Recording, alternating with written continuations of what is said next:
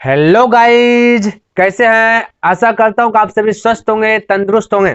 मैं भी स्वस्थ हूँ। भगवान की कृपा से आप सभी का हर एक मनोकामना पूर्ण हो। तो बिना देर के क्लास को करते स्टार्ट। तो आज के क्लास में आपको सीखने के लिए मिलेगा क्लास 10th का चैप्टर 3, दो चर वाले रैखिक समीकरण। तो सबसे पहले सीखेंगे कॉन्सेप्ट, यानी basic. Concept is power, concept ही आपका शक्ति है। ठीक है, यदि वो चीज आपके अंदर ज्ञान आ जाता है तो पूरा चैप्टर जो है ना, ये जो 3.1 3.2 ये सब ऑटोमेटिक आप बना लीजिएगा। ठीक है, तो सबसे पहले कॉन्सेप्ट पर अटैक करते हैं, उसके बाद सवाल पर अटैक करेंगे। ठीक है, तो देखिए कॉन्सेप्ट क्या है। सबसे पहले आपको जानना है, देखिए दो चर वाले रैखिक समीकरण, ये ना पढ़े, दो चर वाले रैखिक समीकरण। तो सबसे पहले मेरे भाई समीकरण जानते हैं कि किसे कहते हैं। समीकरण आखिर क्या है, बीच बीच में आप पढ़ेंगे कहीं भी कोई भी चैप्टर में, ये फर्स्ट समीकरण, समीकरण फर्स्ट, समीकरण सेकंड, इस प्रकार से मानते हैं। तो पहले ये भी जानना चाहिए कि समीकरण क्या है ना। तो देखिए हम दिखाते हैं, तो समीकरण किसे कहते हैं। समीकरण किसे कहते हैं जिसमें बराबर का चिन्ह दिया रहे। जिस प्रश्न में बराबर का चिन्ह दिया रहे उसे क्या कहते हैं, समीकरण कहते हैं। वो माइंड में आप सेट कर लीजिए। बराबर, जैसे कि मान लेते हैं कि 3x+2y बराबर 0, 3x+2y+3 बराबर 0। तो ये जो जीरो बराबर, जो ये जीरो रहे ना रहे मेरे भाई, कोई दिक्कत नहीं है। बस बराबर का चिन्ह आ गया ना बीच में, बराबर, तो वो समीकरण कहलाएगा। अच्छा बोलिएगा कि सर बराबर नहीं दिखे तो, आप बोले दीजिएगा जब बराबर नहीं दिखे तो समीकरण नहीं होगा। जल्द सी बात है ना, जब बराबर ही नहीं दिखे तो समीकरण नहीं। अब बराबर दिख जाए तो समीकरण। चाहे आप तीसरा चैप्टर का यूज कर रहे हैं, हल कर रहे हैं, या 8वां चैप्टर हल कर रहे हैं, या 9वां चैप्टर, कोई भी चैप्टर हल कर रहे हैं, या फिर आप विदाउट क्लास 10 के अलावा किसी और का यूज कर रहे हैं, यदि बराबर दिख जाए तो उसको आप समीकरण बोल सकते हैं। ये आपका अधिकार है। क्लियर है। तो आशा करता हूँ ये आपको समझ में आ गया होगा कि समीकरण क्या है। बराबर का चिन्ह दिखे विदाउट, आप समीकरण, उसको समीकरण बोल दीजिए। ये समीकरण है भाई। ठीक है, नहीं दिखे तो नहीं है। क्लियर है। तो चलिए, अच्छा समीकरण आप जान लीजिए। तो दो चर वाले रैखिक समीकरण पढ़ रहे हैं ना। तो दो चर वाले, तब चर चर चर हम बोल रहे हैं भाई। चर क्या है ना। चर यानी वेरिएबल्स। चर क्या है ये भी जान लेते हैं। ठीक है, हालांकि इसका वीडियो हम बना दिए हैं, ये दूसरा चैप्टर में बहुत फुल तरीके से। ठीक है, तो आप उसे भी देख सकते हैं, लिंक दे देंगे। तो चर किसे का, चर यानी वेरिएबल्स। तो डायरेक्ट हम बोल रहे कि यदि चर की बात करें तो A to Z ये सब आपका चर है, जिसको चर लेते हैं, जिसका मान हमेशा बदलता रहे उसे चर कहते हैं। अब बोलिएगा भाई किसका मान बदलेगा, समझने का प्रयास कीजिए, समझिए। A to Z आपका चर है, यानी किसी संख्या जैसे 3 4 है, इसमें x सट जाए या y सट जाए, या फिर 5 है इसमें z सट जाए, तो A to Z का ही हम बोल रहे हैं। ये कुछ भी सट गया संख्या में तो वो चर हो जाएगा। बोले कैसे भाई, थोड़ा सा अच्छा समझा दीजिए। बिल्कुल बिल्कुल अच्छी प्रकार से समझाते हैं। पहले इसको मिटा देते हैं, ध्यान में रखना। चर समझ रहे हैं, चर आखिर क्या है, वेरिएबल्स क्या है ना। तो चर जिसका मान हमेशा बदलता है उसे चर कहते, समझिए। और अचर, अचर भी देख लेते, दोनों साथ देख लेते मेरे भाई। दूसरा चैप्टर में चर अचर दोनों है ना, ताकि आपको अच्छे प्रकार से समझ में आ जाए। तो चर जिसका मान हमेशा बदलेगा वो उसे चर कहते हैं, जो नहीं बदलेगा उसे अचर कहते हैं। ये माइंड में सेट कर लीजिए, लेकिन मेन फोकस मेरा भी चर पे है। ठीक है, ठीक है, क्योंकि दो चर वाले रैखिक समीकरण पढ़ रहे हैं। तो चर समझना है, हमने जिसका मान बदलता है, यानी कि 4x आ गया। आप कोई बुक में देखिएगा 4x लिखा हुआ, किसी बुक में आप 5x भी देख सकते हैं, किसी बुक में 6x देख सकते हैं। तो है भाई x ही, लेकिन यहाँ पे जो बदल रहा है, कभी 4 आ गया, कभी 5 आ गया, कभी 6 आ गया, यही आपका चर हो गया। ठीक है, क्या हो गया, यही चर होगा। यानी कि ABCD वाला जब सट रहा है ना किसी संख्या में, तो वो आपका चर कहला जाएगा, क्योंकि ये बदल जाएगा। अच्छा बोलिएगा अचर का भी एक एग्जांपल दे दीजिए सर। बिल्कुल हम दे रहे हैं, जैसे कि इसको मिटा दीजिए, अचर हो जाएगा। क्या हो जाएगा, अचर। 4 5 6। अच्छा बताइए, 4 को कभी 5 बोल सकते हैं आप, नहीं बोल सकते हैं। ये 4 है तो आप 4 बोलोगे उसको, ये 4 है तो इसको कभी 5 नहीं बोल सकते हो। लेकिन यहाँ पे x है ना, तो इसको 2x भी हम लिख देंगे, बोल देंगे। 3x भी x है ना, तो इस x को 3x भी बोल सकते हैं। लेकिन 4 को तो 4 ही बोलेंगे, 5 को तो 5 ही बोलेंगे। तो गिनती गिनने वाले संख्या अचर जो, और बाकी बात जिसका मान बदल गया है वो अचर। इतना सब माइंड में सेट रख लीजिए, ठीक है। और उसके बाद अभी हम जब पढ़ेंगे दो चर वाले रैखिक समीकरण, तो जैसे 3x + 2y + 7 = 0, तो इसमें ये आपका चर है, ये भी चर है, लेकिन ये अचर है। ये क्या है? अचर है। ध्यान में रखना, ये आपका अचर है। तो इस प्रकार से जाने तो चर आपको समझ में आ गया होगा, ठीक है। ज्यादा हम बहस नहीं करेंगे, हालांकि दूसरा चैप्टर में बहुत सारा बता दिया, ठीक है। तो चर, तो दो चर वाले रैखिक समीकरण। अब आता है रैखिक। रैखिक जान लीजिए, रैखिक समीकरण क्या है। तो रैखिक किसे कहते हैं वो जान लेते हैं, ठीक है। तो हम इसको मिटाते हैं। तो देखिए, हमने बोला रैखिक समीकरण किसे कहते हैं, ये जान लेते हैं ना, लाइनर इक्वेशन, ठीक है।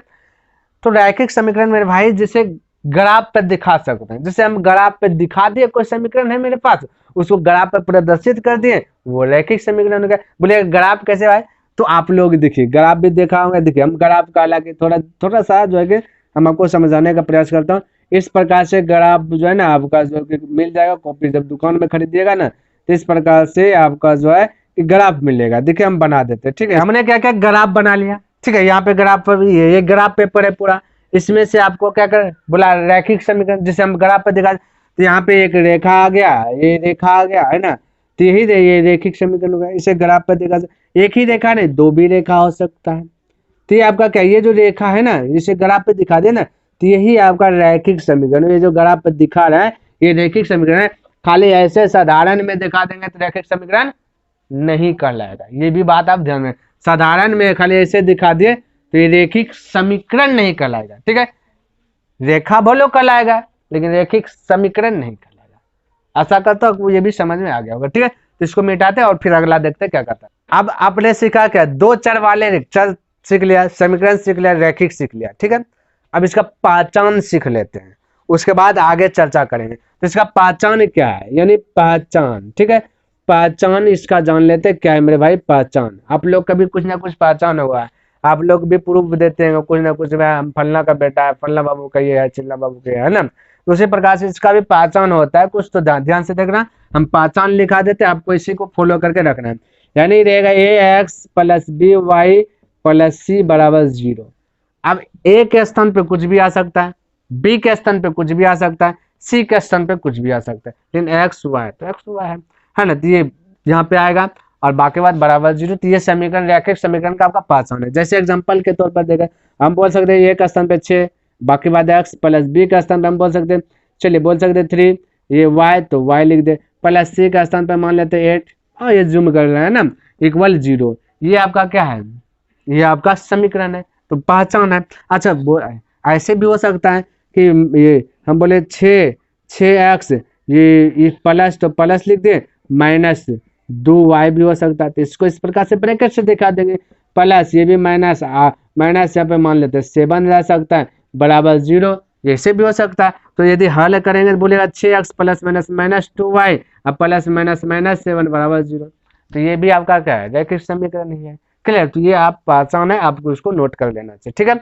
अच्छा ये चीज आप जान गए, ठीक है। अब अगला डिस्कस करते हैं जो कि एग्जाम हॉल में इंपॉर्टेंट है, VBI मोस्ट VBI प्रश्न जो कि ऑब्जेक्टिव पूछ देता है और सब्जेक्टिव भी आपको बनाने के लिए मिल लेता है। तो उसको जो है कि आप बहुत अच्छी प्रकार से बारीकी तरीके से समझने का प्रयास कीजिए। बस आप ध्यान को एकाग्र माइंड करके उसको देखिए। ऐसा नहीं कि हम यहाँ बतला रहे हैं, आप खाना खा रहे हैं और वीडियोस देख रहे हैं, तो बेफिजूल का देख रहे हैं, फालतू का नेट खर्चा कर रहे हैं। भाई यदि आपको पढ़ना है ना, आप जहाँ पे पढ़ाई वाला क्षेत्र है, जहाँ पे पढ़ने बैठते हैं, वहाँ पे कॉपी कलम निकालिए और पढ़िए और नोट्स करते जाइए, ठीक है। तब वो स्ट्रगल कर रहे हैं, ऐसे तो कोई फायदा होने वाला नहीं है, ठीक है। तो आप समझते हैं VBI क्या है, कैसे पूछेगा, तो इसको हम मिटाते हैं, ठीक है। ध्यान से देखिए, तो देखिए यहाँ पे आपसे ऑब्जेक्टिव बनेगा, लेकिन पहले इसको समझ लीजिए, बाकी बाद ऑब्जेक्टिव आएगा तो ऑब्जेक्टिव पे भी चर्चा करेंगे। इस प्रकार से देखने के लिए मिलेगा A1/A2 = B1/B2, लेकिन इसको कह देगा नॉट इक्वल। ये आपको दिख जाएगा, ठीक है। तो जब ऐसा कर्म में दिख जाए कि A1/A2 नॉट इक्वल B1/B2, तब ये दिखे क्या कहता है। जब ये रहेगा ना, तब इसको बोलते हैं अद्वितीय हल। अद्वितीय हल। अभी ध्यान से समझिए, बिल्कुल आपको जब लास्ट हो जाएगा समझ में आ जाएगा। ठीक, अभी लिख रहे हैं, लिखने दीजिए हमको। अद्वितीय हल, उसके बाद इसी का दूसरा क्या कहते हैं, अद्वितीय हल। प्रतिच्छेदी भी इसको कहते हैं, प्रतिच्छेदी, है ना। और एक है भाई संगत, जो भरपूर मात्रा में यूज होगा। ठीक है, अच्छा।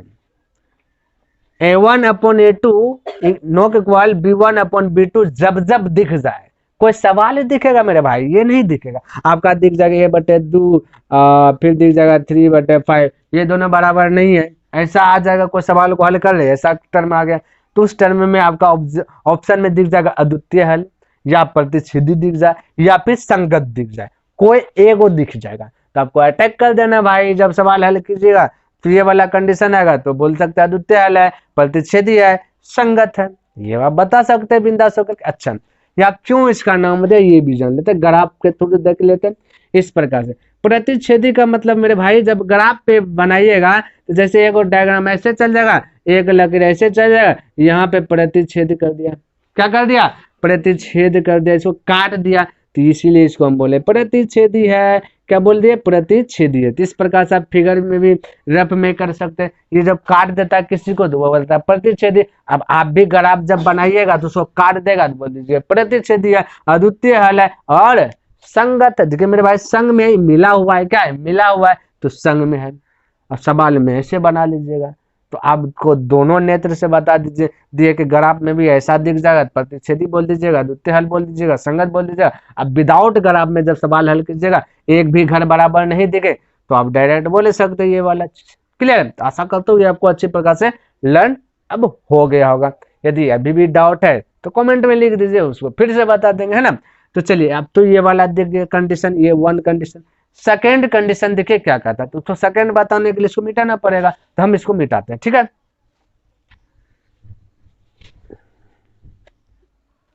तो देखिए सेकेंड में मेरे भाई देखिए आपको क्या दिख जाएगा, वही चीज दिखेगी A1/A2, बस थोड़ा सा चेंज, A1/A2 और इक्वल बोल सकते B1/B2, यहाँ पे दे देगा नोक इक्वल, है ना, C1/C2, क्योंकि हमने बताया कि पहचान इसका ABC के रूप में रहेगा, और उसमें जो AB दिए तो सब घर एक को घर नहीं मिल रहा था, इसलिए दे दिए थे। ठीक है, तो इसमें क्या बोला कि एक घर बराबर रहेगा, एक घर बराबर नहीं रहेगा, तब क्या होगा बता दो, बताते। जैसे एग्जांपल है वो सवाल से समझते हैं। हम बोले 1/2 रहेगा, इधर भी 1/2 रहेगा, इधर मान लेते हैं 3/5 रहेगा। तो मेरे भाई ये दोनों बराबर दिख रहा है, ये बराबर नहीं दिख रहा है, तो इसको नोक इक्वल कर देंगे।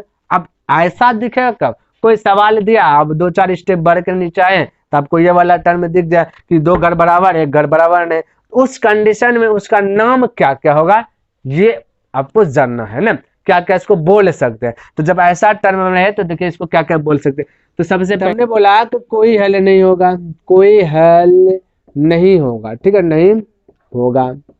उसके बाद ये होगा असंगत है, असंगत है ना। अच्छा, एक और आप बोले सकते समांतर, समांतर। क्लियर, ये 3 नाम है इसका।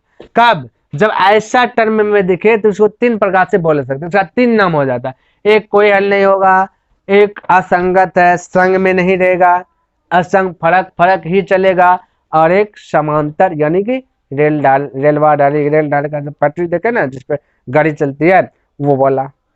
जैसे फिगर के माध्यम से समझने का प्रयास करते, ये मान लेते हैं आपका डायग्राम है, ये आपका कोई डायग्राम है, यहाँ y है, ये y डैश है, ये ग्राफ पे मान लेते हैं, ये x है, ये x डैश, ये ग्राफ पे होगा, अलग ग्राफ। अब एक लकीर मान लेते हैं, कोई सवाल को हल के ऐसे चल गया, और एक लकीर फिर से ऐसे चल गया। क्या चल गया मेरे भाई, एक लकीर इस प्रकार से चल गया, एक लकीर ऐसे चल गया। कोई ग्राफ पे जो है ना, ग्राफ बनाते बनाते ऐसे आ गया, और आएगा भी, तो आएगा तो आप लोग बता दीजिए। अब देखिए, ये देखिए मेरे भाई कभी मिलेगा ही नहीं, आप कितना भी दूर चले जाइए तो ये सीधे रहेगा। जैसे हमने अभी तुरंत बताया, गाड़ी जो पटरी पर चलता है तो पटरी देखिएगा कभी मिलेगा ही नहीं, वो सीधे जाएगा, जब मिले जाएगा तो ट्रेन तो गिरे जाएगा ना। हाँ, भले रास्ता चेंज करने का जुगाड़ दिया हुआ रहता है, ध्यान में रखना। तो ये जो है ना कभी नहीं मिलेगा, कहीं भी लेकर जाते तो ये सीधे जाएगा, इसलिए इसको हम समांतर बोले। यहाँ से यहाँ तक का जितना दूरी है यहाँ भी उतने दूरी होगा, यहाँ भी उतने दूरी होगा, यहाँ भी उतने बीच का लंबाई होगा। तो ये आपका क्या गया, समांतर, ये समान चलते जाएगा चलते जाएगा। इसको हल ही नहीं कर सकते, इसलिए तो बोले कोई हल नहीं होगा, आंसर बता ही नहीं पाएंगे इसको। इसलिए हमने बोला कोई हल्ले नहीं होगा भाई, नहीं होगा हल। अच्छा नहीं हल, संग ये समांतर है, सीधा जा, असंगत है, संग में नहीं है, संग में दिख रहा है कि अलग अलग अलग अलग घर अलग अलग बंटवारा हो गया। इसलिए तो आशा करता हूँ आपको ये भी अच्छी प्रकार से लर्न हो गया। बस एक लास्ट और थोड़ा सा देख लेते हैं, तीसरा कंडीशन क्या कहता है, ठीक है, तो इसको हम मिटाते हैं। तो अब तीसरा टर्म में देखिए क्या आपको मिल जाएगा, A1/A2 equal B, A1/A2 equal B1/B2 और इक्वल C1/C2, इस प्रकार से दिख रहा है। A1/A2 equal B1/B2 equal C1/C2, ये सब बराबर दिख जाएगा आपका। उस टर्म में जब सब घर बराबर, जैसे एग्जांपल तो समझे 1/2 बराबर 1/2 बराबर 1/2, यानी कोई प्रश्न दिया उसको हल करते करते सब घर बराबर, तो उस टर्म में उसका नाम क्या क्या होगा, उसको क्या क्या चीज बोलेंगे, वो चीज आपको सीखना है ना, क्या क्या चीज बोल सकते हैं। तब जब ऐसे आएगा ना मेरे भाई, उसको कहेंगे अनेक हल होगा। क्या कहेंगे, अनेक हल होगा। हालांकि हम यहाँ पे लिख देते पहले, उसके बाद आपको समझाते, ठीक है। तो देखिए हमने लिखा, इसका 3 नाम हो जाता है फिर, यानी अनेक हल होगा जब सब घर बराबर हो, संगत आश्रित, क्या चीज, संगत आश्रित, किसी ना किसी पे आश्रित होगा, वो ध्यान में रखना है। और समपाती, क्या चीज, समपाती यानी समान डायग्राम होगा। क्लियर है, जैसे डायग्राम के माध्यम से समझते हैं तो और अच्छा प्रकार से आपका जो कि लर्न हो जाएगा। हमने बोला एग्जांपल तौर पे देखेंगे तो सब घर बराबर दिख जाए तो उसको 3 नाम हो जाता है, एक अनेक हल होगा, एक संगत आश्रित है, किसी न किसी पर आश्रित है ना, तो और एक संपाती है। तो जैसे डायग्राम में हमने बोला ये इस प्रकार से डायग्राम बना दिए, ये होगा y, ये होगा y डैश, ये होगा x, ये होगा x डैश।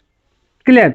अब कोई डायग्राम, कोई हमने ग्राफ खींचा, कोई ग्राफ रैखिक समीकरण, ये वाला रैखिक समीकरण खींचा, समझिएगा, ध्यान से समझिएगा इस प्रकार से।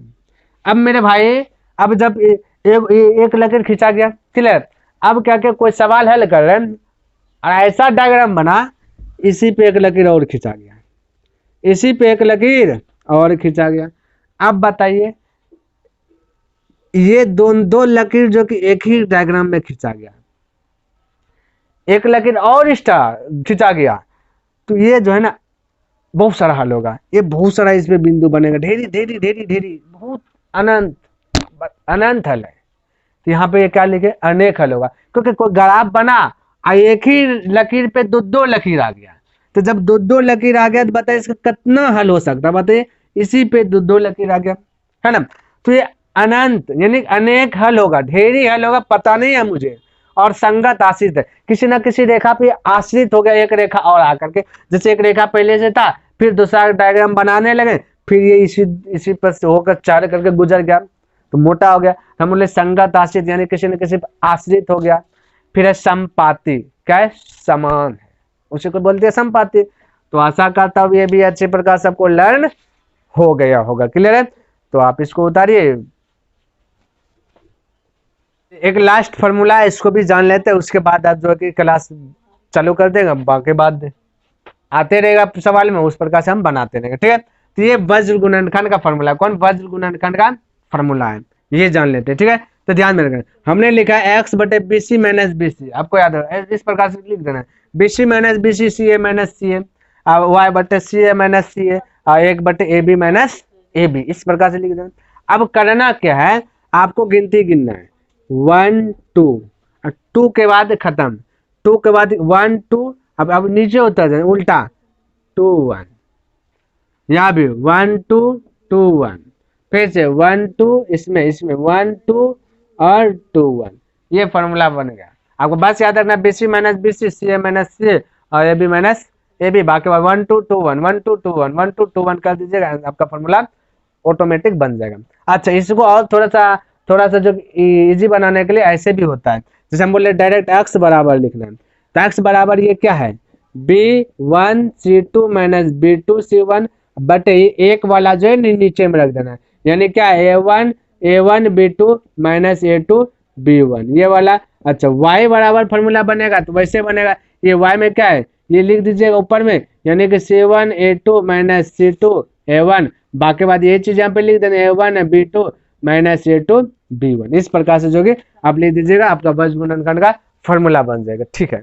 अच्छा, जाते जाते एक चीज हम बता देते हैं, ये जितना भी फॉर्मूला है ना क्लास 10 का, सभी जो है कि इसमें हम जो है कि एक नोट्स बना करके दे दिए हैं। यदि आप लोग भी चाहते हैं कि क्लास 10th में जितना फॉर्मूला यूज होने वाला है पूरा चैप्टर में, पूरा चैप्टर का पूरा किताब में उसका फॉर्मूला चाहिए, तो आशा करता हूँ कि आपको ये समझ में आ गया होगा।